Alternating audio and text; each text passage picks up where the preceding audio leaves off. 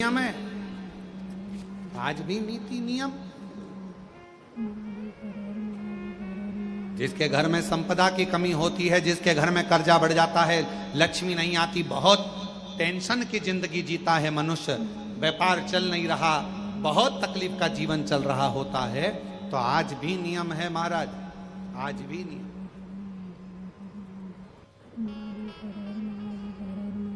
कि सोमवार शुक्रवार ये दो बार ऐसे हैं, इन दो बार को यदि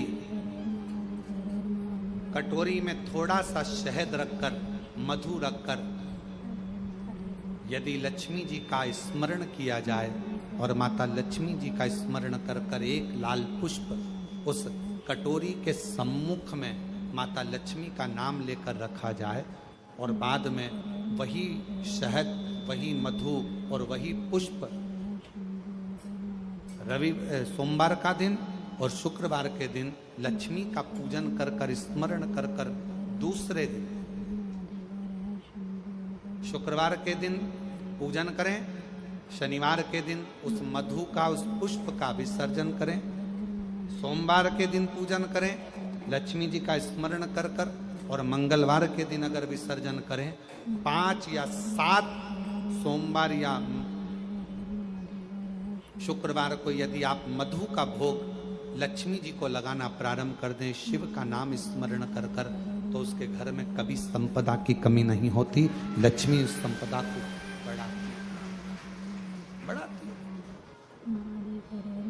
और हम तो यहां तक कहेंगे, प्रयास करो, अगर आपके घर में छोटा सा शिवलिंग विराजमान है, आपके घर में अगर छोटा सा शंकर जी का शिवलिंग है, छोटा सा शंकर भगवान का शिवलिंग है, या आपके घर में कुबेरेश्वर धाम का कंकर है, और आपके घर में यदि शंकर भगवान का शिवलिंग है, या सीहोर का रुद्राक्ष हो, या शंकर भगवान का शिवलिंग हो, या कंकर शंकर हो, तो निवेदन है जहां पर भी शिवलिंग आपके घर में विराजमान है, अगर छोटी सी कटोरी में एक बेलपत्र को आप नीचे रखिए, छोटी सी कटोरी उस बेलपत्र के ऊपर रखकर उसमें थोड़ा सा मधु, शहद, शंकर भगवान की साक्षी में शिव जी के सामने अगर शुक्रवार की शुक्रवार रखना प्रारंभ कर दो, धीरे धीरे संपदा की वृद्धि अपने आप होना प्रारंभ हो जाए। शुक्रवार के दिन बेलपत्री के वृक्ष के नीचे बैठकर घृत का दिया लगाकर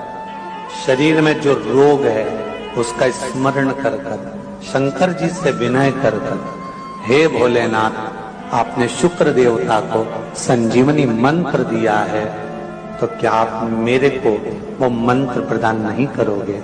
मेरे रोग, मेरी बीमारी, मेरे दुख को आप नहीं हरोगे? शिव से कहो, ये शरीर आपने दिया है और भजन करने के लिए दिया है, स्मरण करने के लिए दिया है, कीर्तन करने के लिए। यह स्कंद पुराण कहती है महाराज कि भगवान नारायण स्वयं इस जड़ के नीचे अपना विश्राम करते हैं महाराज, इस जड़ के नीचे। प्रयास करा करो, एक चुटकी हल्दी, कितनी?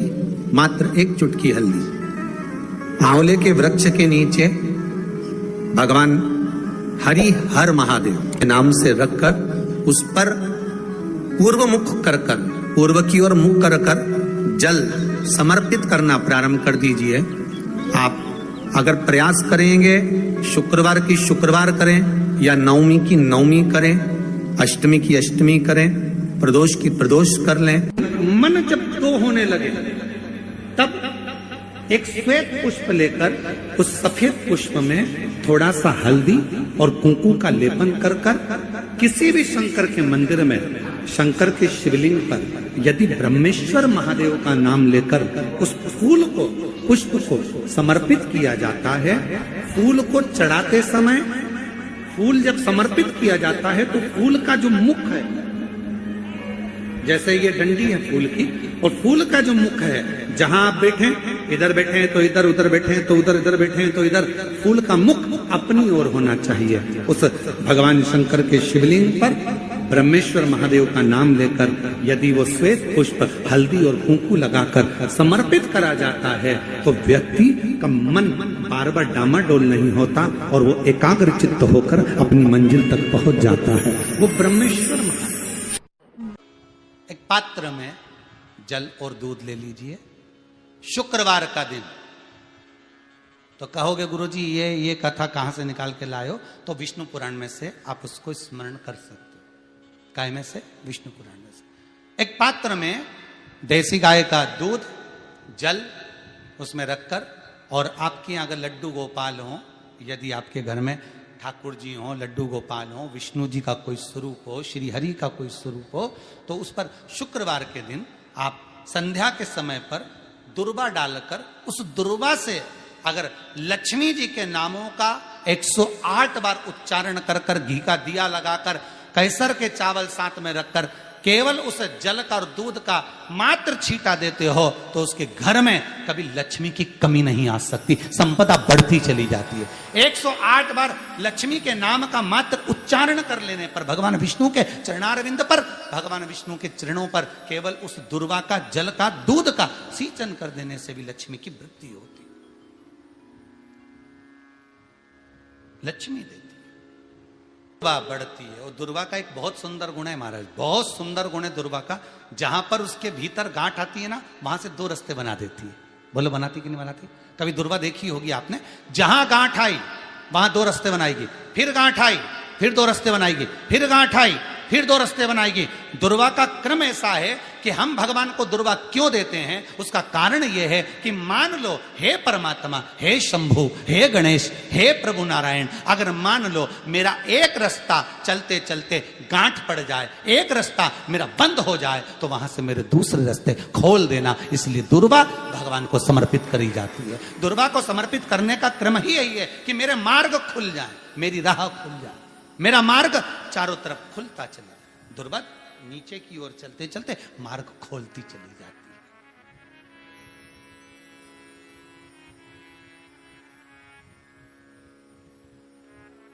अमृत है ये, इसलिए नष्ट नहीं होती। तोड़ के रख लेना, प्रैक्टिकल करके जरूर देखना, सीवर वाला महाराज कहीं झूठ तो नहीं बोल रही है। तोड़ कर रखो दुर्वा को, बोरी में भर कर रखो। 4 साल, 6 महीने, 8 महीने बाद सूख जाए, बेकार हो जाए, उसके बाद भी उसको खेत में, बगीचे में कहीं ले जाकर पटक देना, 8-15 दिन पानी देना, देखो फिर वापस वही हरी की हरी होना, वही कहीं ना कहीं से स्फुटित होते फिर आगे बढ़ना चालू कर देगी। उसका तत्व है अमृत, वो अमर है, मरती नहीं, फिर चालू हो जाती। शिव कहते हैं यही अमरता है, यही अमरता है कि दुख आया तो मरने की नहीं सोचना है। तकलीफ आई, कष्ट आया, रोग आया, बीमारी आई, थोड़ा सा तकलीफ आ गई, थोड़ी बीमारी आ गई, थोड़ा दुख आ गया, तो ये मत सोचना मैं मरना है। नहीं नहीं नहीं, अभी तो और जीना है। तो किस लिए जीना है? कोई कहेगा इसको कहीं आसक्तियां होंगी, घर की, परिवार की, कुटुंब की, कबीले की, इसलिए जीना चाहती है, इसलिए जीना चाहता। नहीं, आसक्ति एक रखना कि मैं जीना इसलिए चाहता हूं, मैं और जीना चाहती हूं, इसलिए चाहती हूं कि अब मैं भगवान का भजन करना चाहती हूं। अभी तक मैंने परिवार, कुटुंब, कबीले, संसार के लिए करा, अब जितनी जिंदगी दी उस मालिक ने, अब मैं उसका भजन करूं। दुर्वा भगवान विष्णु को चढ़े, दुर्वा गणेश जी को चढ़े, दुर्वा शिव जी को चढ़े, दुर्वा ब्रह्मा को चढ़े, दुर्वा इंद्र को चढ़े, दुर्वा पितरों को चढ़े। कितना सुंदर कहा है। जिसके घर में पितृदोष प्रबल होता है, बहुत प्रबल पितृदोष है, तो उसके घर के जहां पानी का मटका रखा था, पितृदोष मालूम है ना? पितृदोष का लक्षण क्या होता है? 1 रुपए कमाओ, 1.25 रुपए खर्च हो, समझ लेना पितृदोष है। रात्रि को सो गए तुम, बड़े चक नींद आ गई तुमको, बहुत प्रेम से सो गए, सोने के 1.5 घंटे या 2 घंटे बाद तुम्हारी नींद खुल जाए और कम से कम आधे घंटे तक तुमको भूख लग रही हो, समझ लेना पितृदोष है। सोकर उठने के बाद में जैसे ही 1-2 घंटे की नींद हो गई और अचानक नींद खुल गई और तुम्हें भूख लग रही है, भूख लग रही है, प्यास लग रही है बहुत तेज, अभी सोए हो, 1.5 घंटा ही हुआ, 2 घंटा ही हुआ, भूख लगने लगी, बहुत तेज भूख लग रही है, समझ लेना पितृदोष है। पितृ भूखे हैं, भोजन की याचना कर रहे हैं, भोजन की याचना। सोने के बाद तत्काल नींद खुले 2 घंटे के बाद, भूख लगे, उसका भी एक समय बताया है महाराज ब्रह्मवर्ता पुराण के अंतर्गत कि रात्रि को सोने के बाद में 1 घंटे की नींद हो जाए और उसके बाद में 2 घंटे के अंदर वापिस नींद खुल जाए और भूख लगने लगे तो समझ लो पितृ भूखे हैं, भोजन मांग रहे, अन्न मांग रहे, पितृदोष है।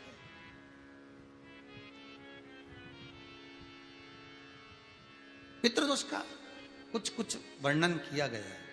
घर में एक पात्र के चक्कर में, एक बेडशीट के चक्कर में, एक सामान के चक्कर में विवाद हो रहा है तो समझ लो पितृदोष है। 1 रुपया कमाया, 1.25 खर्च हो रहा है, पितृदोष है। घर में एक बीमार, दूसरा फिर बीमार हो गया, तीसरा फिर बीमार हो गया, एक ठीक हुआ, एक बीमार हुआ, पितृदोष है। पितृदोष का भाव तो उसके लिए करना क्या है? शिव महापुराण की कथा कहती है सुंदर, गणेश जी का चरित्र वर्णन करता है स्कंद पुराण कहती है, विष्णु पुराण कहती है कि दुर्वा 21 दुर्वा की गांठ बनाकर, 7 गांठ 21 दुर्वा की बनाकर जो अपने पितरों का मटका, मटका मतलब परिंदा, हंडा जो भी पानी का भरते हो, उसके नजदीक में मात्र एक कटोरी में चावल रखकर उसमें अगर दुर्वा रख देता है तो मात्र 5 या 7 दिन में पितृदोष समाप्त होना प्रारंभ हो जाता है। उसके घर में लक्ष्मी की वृद्धि होने लगती है, सुख शांति अपने आप आने लगती है, उसका क्लेश समाप्त हो जाता है। दुर्वा में वो गुण है जो पितृ भी उसका भाग अमृत तत्व प्राप्त करना चाहता, अमृत देना चाहता।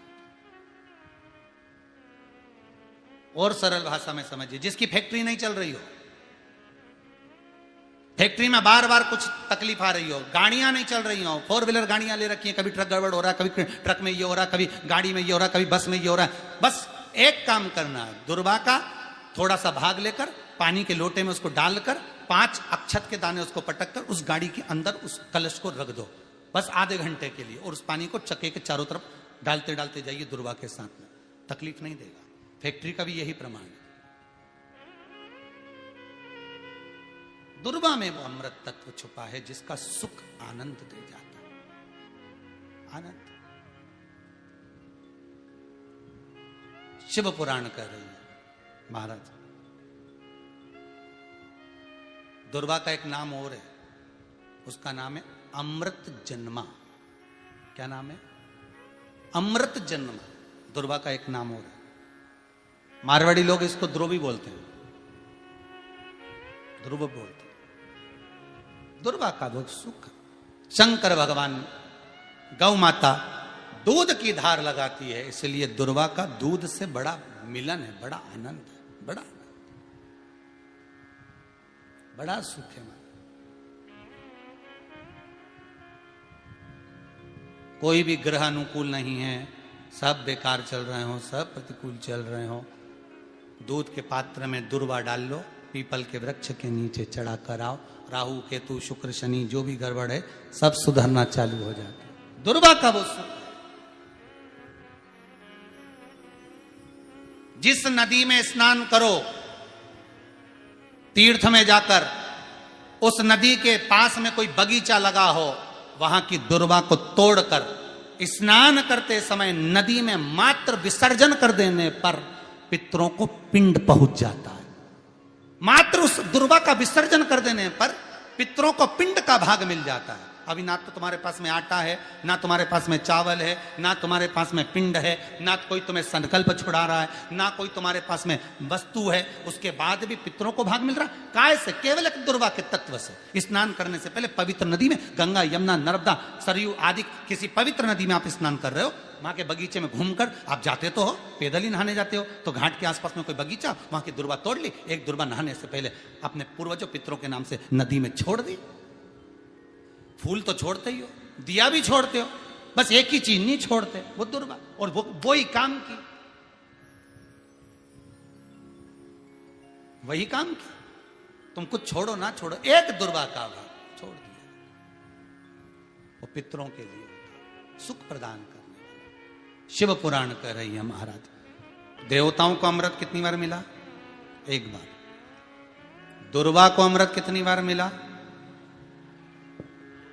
जम के बोलिए, 5 बार। कार्य सिद्धि के लिए 5 दुर्वा गणेश जी को चढ़ाई जाती है, आज भी नियम।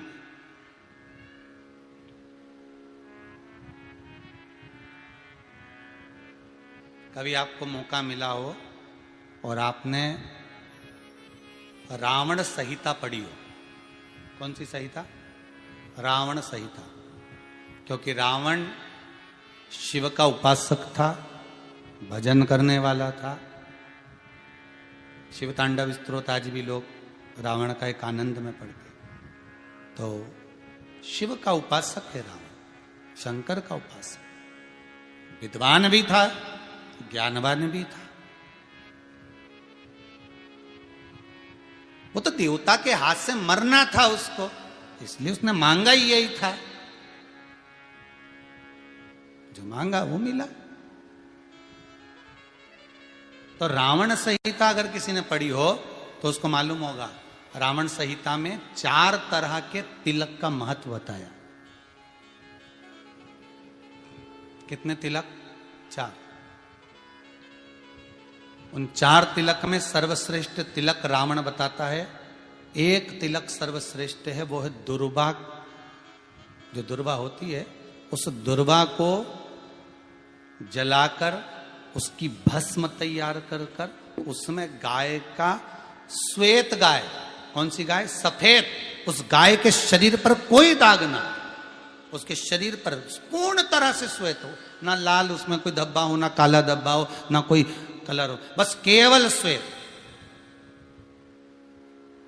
रावण संहिता में 4 तरह के तिलक का प्रमाण दिया। तो एक तिलक रावण संहिता में वर्णन आया, एक तिलक का जो व्याख्यान वर्णन किया गया, उसमें दुर्वा को जलाकर राख कर कर भस्म बनाकर उसमें गाय का घी, देसी गाय का घी मिलाकर और उसका बिंदी, उसका तिलक मस्तक पर लगाकर या नैनों में सुरमा लगाकर जो व्यक्ति जिस किसी से मिले वो उसका हो जाता है। उस दुर्वा में इतना प्रबलता आ जाती है, अमृत तत्व जुड़ा हुआ है दुर्वा के। रावण संहिता में 4 तिलक बताएं, उसमें से सबसे 4 तिलक में अलग अलग, एक बेलपत्री की जड़ का तिलक है, एक आंकड़े की जड़ का तिलक है। रावण संहिता में 4 तिलकों का वर्णन है, उसमें मुख्य है सबसे ज्यादा।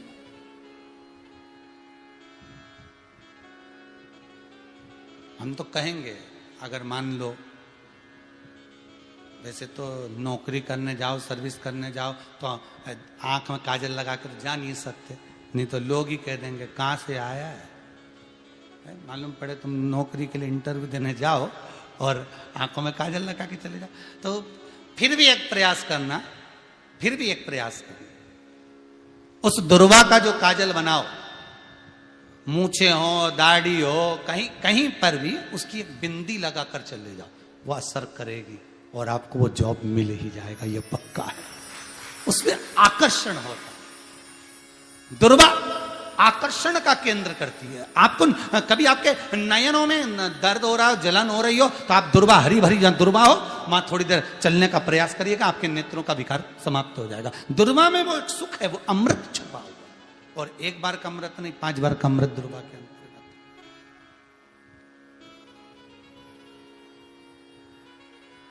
कौन से देवता हैं जिनके ऊपर दुर्वा का जल दूध में मिला हुआ छीटा जाए? श्वेत गाय के। देखो, दूध का प्रमाण बार बार दुर्वा के साथ आया, उसका कारण क्या है? क्या कारण हो सकता है उसका? उसका एक कारण है, समुद्र मंथन के समय पर सबसे पहले कुछ निकला था, तो समुद्र मंथन में सबसे पहले निकली थी गौ माता निकली थी। क्या निकली थी? गाय। सबसे पहले निकली थी गाय। और कितनी गाय निकली थी? 5। पहली नंदा, दूसरी सुभद्रा, तीसरी सुरभि, चौथी सुशीला, 5वीं बहुला। ये 5 गाय समुद्र मंथन में निकली। अब समुद्र मंथन में जब गौ माता निकली तो सारे 33 कोटि देवता मंथन में जो लगे हुए थे, उन मंथन को करते करते देवता थक चुके थे। सारे देवता थक चुके थे। बहुला सुरभि और सुशीला से बोली, सुभद्रा से बोली, नंदा से बोली, अपना काम है, एक काम करो, अपन आप रूप दूध की धार बहाना प्रारंभ करो, अपने आप दूध की धार हम मृत्युलोक में हम भेजें इन देवताओं के लिए, तो देवताओं को अमृत तत्व मिलेगा, आनंद होगा।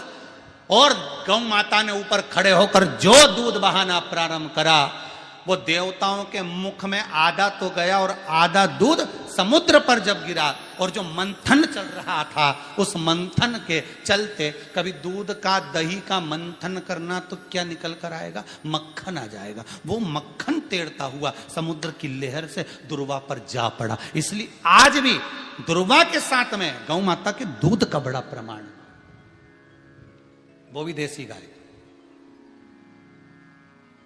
जर्सी नहीं, विदेशी नहीं, देसी गाय। और देसी गाय का दूध का बड़ा बड़ा प्रमाण है साहब।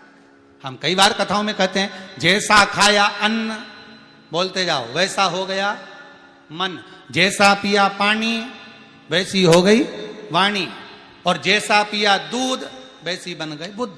बुद्धि कैसे बनी है? दूध से बनी। डब्बे का दूध पियोगे तो डब्बे हो जाओगे, थैली का दूध पियोगे तो थैली,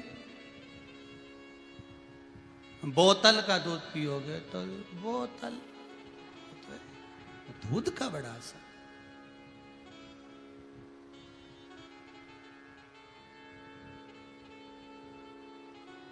गौ माता के दूध का पान। कहा एक पात्र में जल और दूध ले लीजिए, शुक्रवार का दिन। तो कहोगे गुरुजी ये कथा कहां से निकाल के लाए हो? तो विष्णु पुराण में से आप उसको स्मरण कर सकते हो। काय में से? विष्णु पुराण में से। एक पात्र में देसी गाय का दूध, जल उसमें रखकर, और आपके यहाँ अगर लड्डू गोपाल हो, यदि आपके घर में ठाकुर जी हो, लड्डू गोपाल हो, विष्णु जी का कोई स्वरूप हो, श्री हरि का कोई स्वरूप हो, तो उस पर शुक्रवार के दिन आप संध्या के समय पर दुर्वा डालकर, उस दुर्वा से अगर लक्ष्मी जी के नामों का 108 बार उच्चारण कर कर, घी का दिया लगाकर, कैसर के चावल साथ में रखकर, केवल उस जल का और दूध का मात्र छींटा देते हो, तो उसके घर में कभी लक्ष्मी की कमी नहीं आ सकती, संपदा बढ़ती चली जाती है। 108 बार लक्ष्मी के नाम का मात्र उच्चारण कर लेने पर, भगवान विष्णु के चरणारविंद पर, भगवान विष्णु के चरणों पर केवल उस दुर्वा का, जल का, दूध का सींचन कर देने से भी लक्ष्मी की वृद्धि होती, लक्ष्मी देती।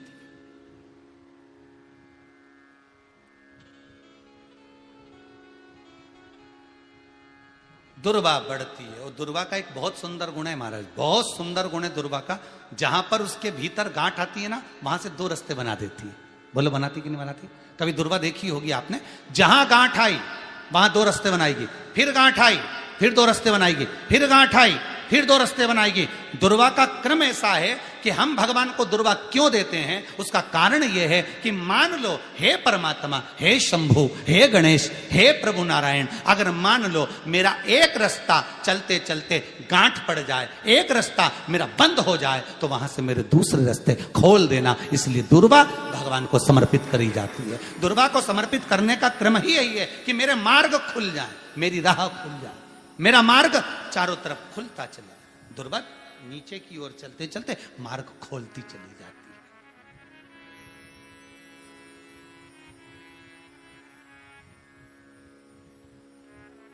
अमृत है ये, इसलिए नष्ट नहीं होती।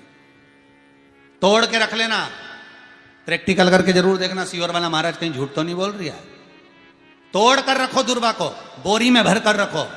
4 साल, 6 महीने, 8 महीने बाद सूख जाए, बेकार हो जाए, उसके बाद भी उसको खेत में, बगीचे में कहीं ले जाकर पटक देना, 8-15 दिन पानी देना, देखो फिर वापस वही हरी की हरी होना, वही कहीं ना कहीं से स्फुटित होते फिर आगे बढ़ना चालू कर देगी। उसका तत्व है अमृत,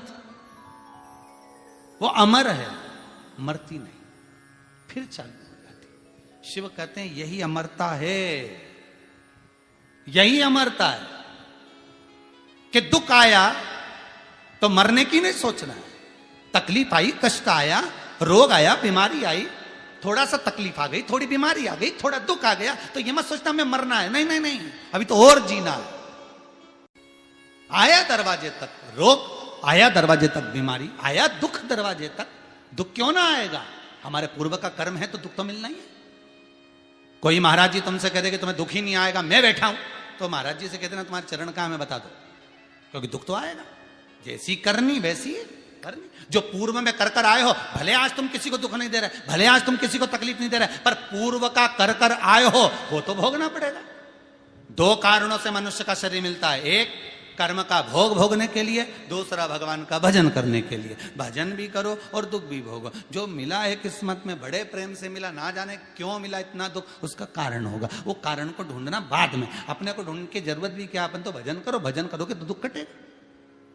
मंदिर जाने से दुख नहीं कट रहा, दुख कैसे कट रहा है? मंत्र जपने से, नाम जपने से, राम कहने से, कृष्ण कहने से, शिव कहने से, भवानी कहने से। मंत्र जितना जपोगे उतना दुख कटता चले जाएगा, उतना दुख कटेगा।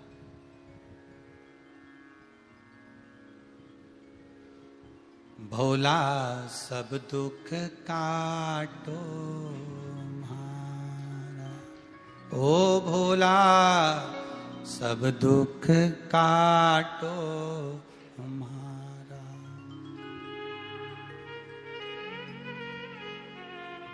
शिव शंकर जपूं तेरी माला, भोला। जैसे व्यक्ति का कोई काम नहीं हो रहा हो, बहुत दिन से लगे, बहुत समय से लगे, ये काम हो ही नहीं रहा, तो शंकर जी का नाम को उल्टा कर कर जपना चालू कर दो। नमः शिवाय ओम। आपको लगे कि आपके घर में शांति बिल्कुल नहीं है, क्लेश बहुत ज्यादा है, बहुत ज्यादा तकलीफ, हमारे घर में कुछ न कुछ जरा सी बात पर विवाद होता ही है, तो प्रयास करिएगा कि आप काली तिल थोड़ी सी, एक काली मिर्ची और 7 लौंग, क्या क्या तिल चीजें हैं? काली तिल, काली मिर्ची, 7 लौंग, केवल ये हथेली में रखकर अपना नाम और गोत्र बोलकर अपने दरवाजे से बाहर निकलकर किसी भी शंकर के मंदिर को समर्पित करिए। शिव पे नहीं चढ़ाने दें तो शंकर की चौखट पर रखें। महाराज, घर में कभी क्लेश नहीं होगा, बिल्कुल शांति, सहजता, प्रेम, आपस। भगवान देवाधिदेव महादेव को जल चढ़ाते हैं, उसके 5 अलग अलग तरीके हैं। बहुत सावधानी से सुनना कथा, आपकी और हमारी जिंदगी की सार्थकता को सिद्ध करने वाली कथा। आज पंजाब की इस पवित्र भूमि पर अगर यह प्रसंग निकला है तो इसको आप अगर सुनेंगे तो आपका जीवन सार्थक होगा। शिव जी को 5 तरह से जल चढ़ाने का तरीका है। जैसे पंचामृत होता है, दूध, दही, शहद, घी, शक्कर, ये सब पंचामृत के अंतर्गत आते हैं, उसी तरह शंकर जी को 5 तरह से जल चढ़ाने का क्रम वर्णित किया गया। अब उसको समझेंगे, बहुत सावधानी से समझिएगा। पहला, जल लेकर आए, सीधे डायरेक्ट शंकर भगवान के शिवलिंग पर चढ़ा दिया, ये प्रथम जल का चढ़ाने का तरीका। दूसरा, जहां से पानी बहकर जाता है, जहां से जल बहकर जा रहा है, उसके ठीक विपरीत जल उत्तर में जा रहा है, आप दक्षिण में खड़े होंगे और दक्षिण में खड़े होकर उत्तर की ओर मुख करेंगे और शिव जी को जल समर्पित करेंगे। यह रोग मुक्ति करने वाला है और हमारे रोग पर हमें विजय प्रदान करने वाला है। यह जल चढ़ाने का तरीका। एक, सीधे मंदिर में गए, लोटा भर कर जल उठाया, शिव जी को चढ़ा दिया।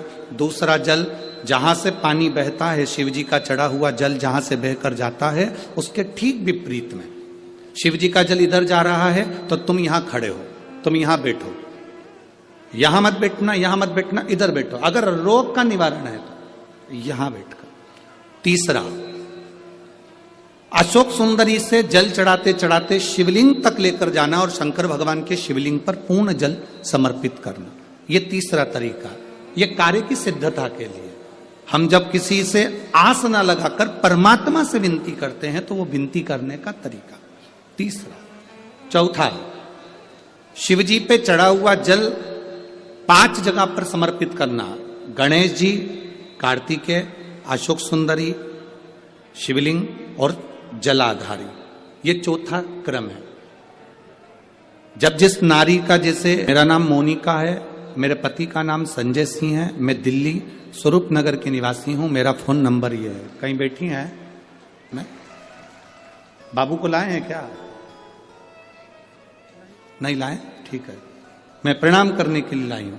गुरुदेव बाबा बाबा है, बैठी है बहन। शिव तत्व है, एक जल चढ़ाने का तरीका। शिव जी को हम जो जल चढ़ाते हैं उसका एक तरीका भी हमारी जिंदगी में अगर हमने उसको स्मरण में रख लिया तो हमारी कार्य की सिद्धता को सिद्ध कर देता है, हमें सफलता की ओर लेकर चले जाता है।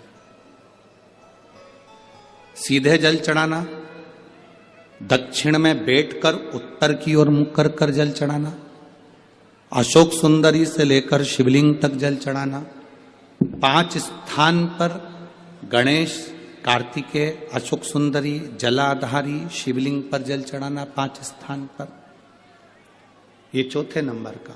और 5वां जल समर्पित करना,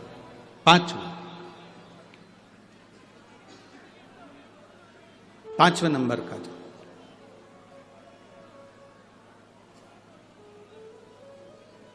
शिव जी को 5 नंबर का जो जल आता है, जो जलाधारी है, ऊपर जिसमें पानी भरा रहता है और नीचे एक एक बूंद टपकता रहता है।